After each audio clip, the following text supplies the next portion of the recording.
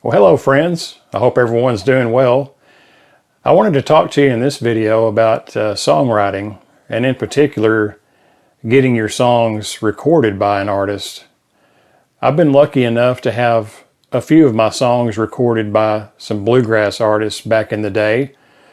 And I thought it might be helpful to talk about getting your songs in the hands of artists. Maybe you've got some songs written that you feel pretty confident about and you want to get an artist to consider recording them. I wanted to talk to you about the songs I've had recorded. The first song I ever had recorded, I actually hit it kind of lucky and hit a home run with it as far as getting it recorded on a bluegrass record label of Rebel Records, and it was Richard Bennett recorded one of my songs. The name of the song was Fields of Love. It was on Richard's A Long Lonesome Time record that he did. I think it came out in 1997. Now, I didn't know Richard Bennett at all as far as having ever met him or even talked to him at all on the phone or email, anything. I knew who he was because I had the J.D. Crowe and the New South record called Flashback that he did on Rounder Records. I think that was in about 1994. And Richard Bennett was, of course, on that record with J.D. He was playing guitar and singing on that record. And Richard himself had also wrote a couple of great songs on that record of J.D.'s right there. And so, but I didn't know Richard at all. Never met him, never talked to him or anything. Now, how I went about it, I had written a couple of songs starting when I was about 20 years old. I was really into the bluegrass artists like Larry Rice, and I had talked to Larry some through email at first.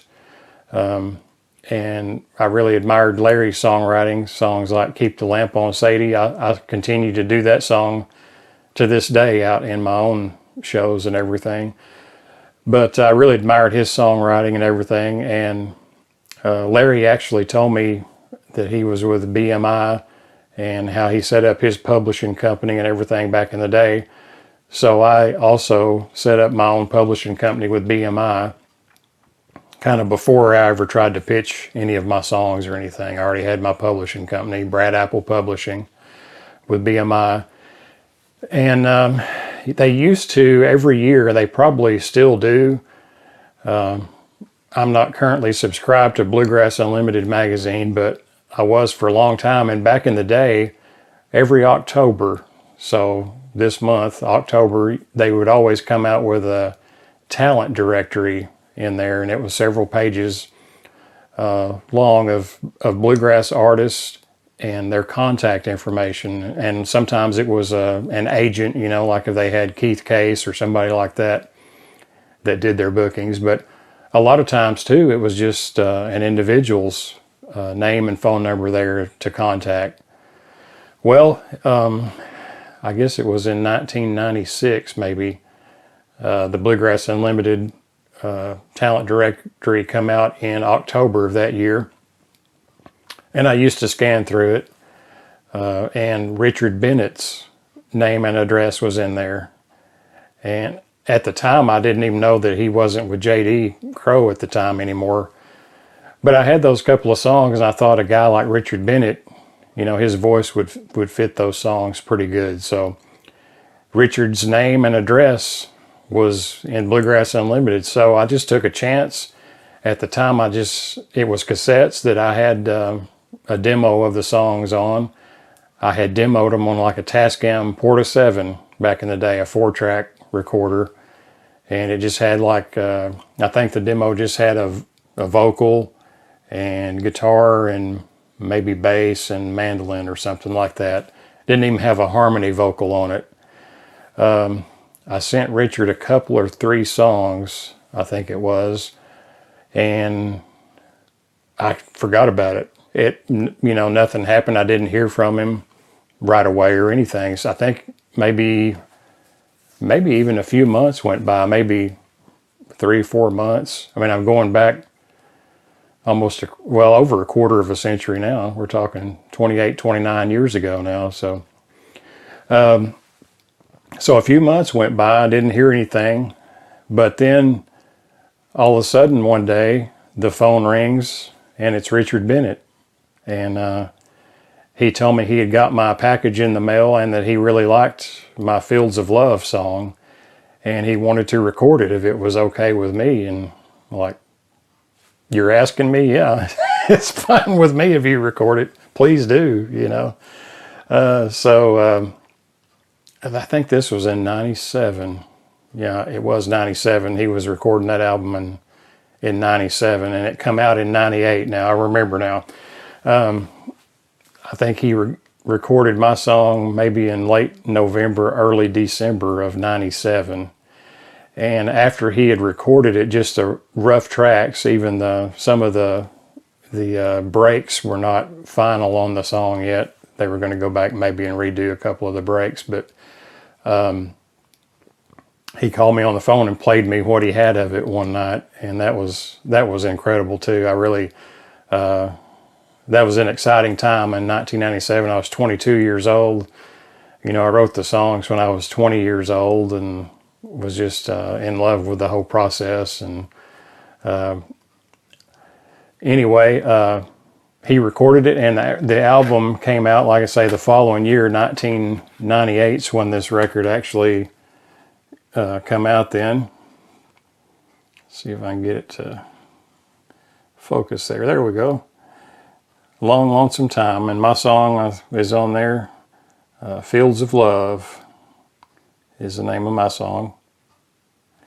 And it was really a neat experience. My name, of course, is on the songwriting credits inside, you know, and everything. Richard also wrote some songs on here. I think he wrote the title cut, A Long Lonesome Time. And so that was a really great experience. And the Bluegrass Unlimited Talent Directory also, that's where I got Larry Rice's phone number. One year his contact information was in there. And I think I emailed Larry first, maybe a time or two, and we talked. And I took it upon myself one night to give him a call. I was really nervous because, like I say, I was like 20 years old at that time when I first called Larry Rice and talked to him. You know, he was one of my musical heroes. So, but it went really well, and Larry and I ended up becoming pretty close friends after that. But the point of this story is, I think that sometimes you just need to put yourself out there and take a chance. Even if you don't know somebody, don't think that you have to personally know an artist to reach out to them and say, hey, I've got a song here that I think you might be interested in. It might work out well for you. And today it may be, it is easier than ever, I guess, to reach out to artists. I mean, you got Facebook and all these other platforms, email, you know, and everything back in the day. I guess now you could email an MP3 of your song, you know, if you wanted somebody to hear it, and they could have it instantly. Whereas back in the day, I, you know, had to rely on the mail and putting the cassette in there and then mailing it and waiting to see if they got it and if they listened to it and whatnot.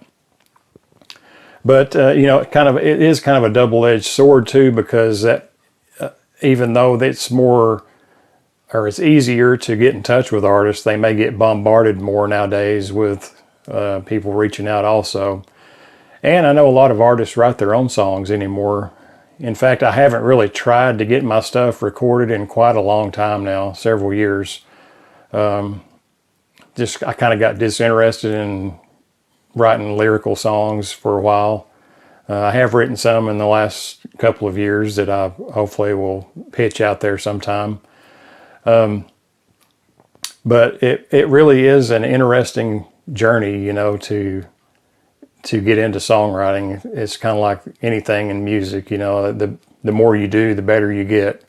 And I'm still, you know, way down on the ladder as far as my songwriting. In fact, Fields of Love and another song I'll talk about here in a minute, I can definitely tell where I could and would have done it totally different now if I wrote those songs. You know, I would have done it different.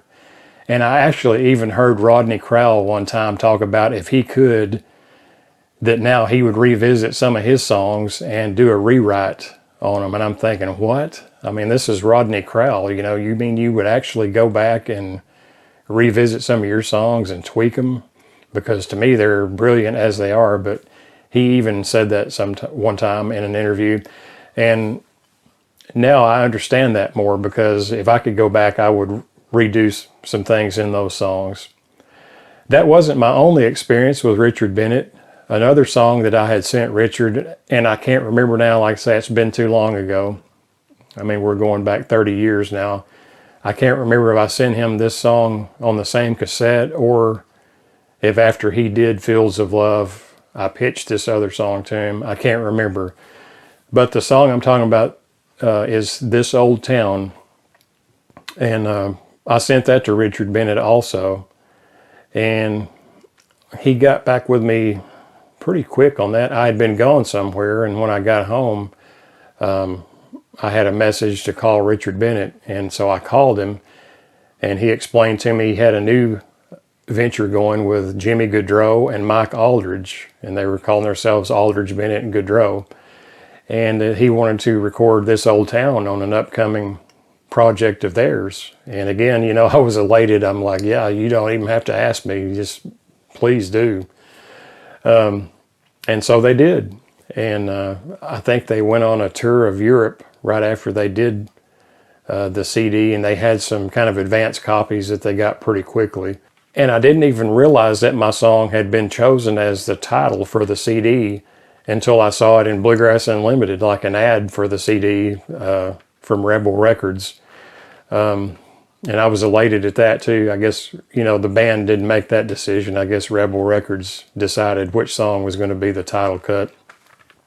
This is the original cover of This Old Town. Just the guys there in, looks like somebody's front yard or backyard there. And shortly after that, the album artwork was redone, and they kind of photoshopped the guys out of the front yard and put them in more of a town setting there, This Old Town. And the back has a picture of the building there. And some fella, I used to work, of course, at Rainey Recording Studio. He called there one time on some other business, and we got to talking. And turned out he was a bluegrass radio DJ. And I was telling him about This Old Town, and that I was the writer of it. And he had the CD, and he'd been playing some of it on his show. And he told me that this town in the picture here, and I don't know if he's right or not, or where he got his information, but he said this was Amherst, Virginia. Maybe some of you out there know. I don't know. But he told me it was Amherst, Virginia. Well, maybe it is, maybe it isn't. I don't know.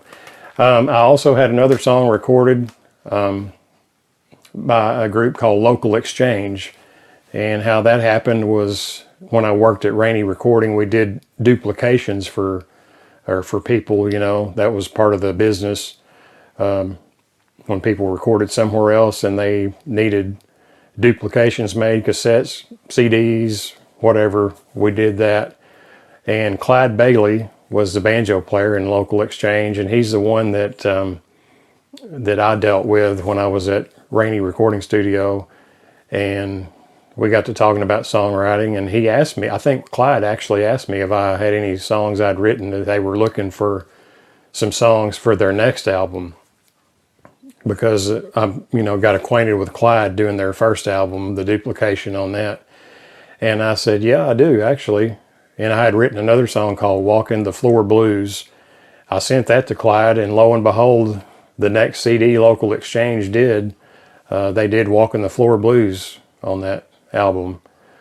So it's just kind of getting to know some people.